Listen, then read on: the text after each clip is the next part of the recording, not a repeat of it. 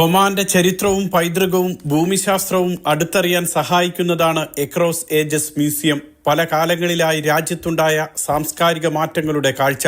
Dakhiliya ഗവർണറേറ്റിലെ മന വിലായത്തിലാണ് museum. കഴിഞ്ഞ വർഷം മാർച്ചിലാണ് സുൽത്താൻ Haitham bin Tariq museum നാടിന് സമർപ്പിച്ചത്. ശനി മുതൽ വ്യാഴം വരെയുള്ള ദിവസങ്ങളിൽ രാവിലെ 9 മുതൽ വൈകിട്ട് 5 വരെയാണ് പ്രവേശനം. വെള്ളിയാഴ്ചകളിൽ ഉച്ചയ്ക്ക് 1:30 മുതൽ വൈകിട്ട് 7 മണിവരെ പ്രവേശനം അനുവദിക്കും.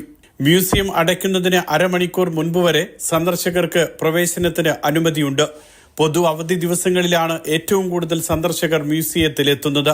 സ്കൂളുകൾ, കോളേജുകൾ, സർവകലാശാലകൾ എന്നിവിടങ്ങളിൽ നിന്നുമുള്ള ഫീൽഡ് ട്രിപ്പുകൾ ഉൾപ്പെടെ എല്ലാ ഗവർണറേറ്റുകളിൽ നിന്നും ഇവിടെ സന്ദർശകരെത്തുന്നു. രാജവംശങ്ങൾ, നാഗരികതകൾ എന്നിവയെല്ലാം മനസ്സിലാക്കാൻ സന്ദർശകരെ സഹായിക്കുന്നതാണ് എക്രോസ് ഏജസ് മ്യൂസിയം.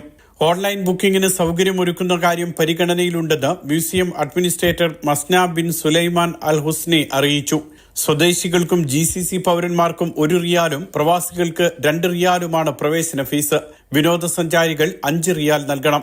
60 വയസ്സിന് മുകളിലുള്ളവർക്കും കുട്ടികൾക്കും വിദ്യാർത്ഥികൾക്കും പ്രവേശനം സൗജന്യമാണ്. Mathrubhumi news, Muscat.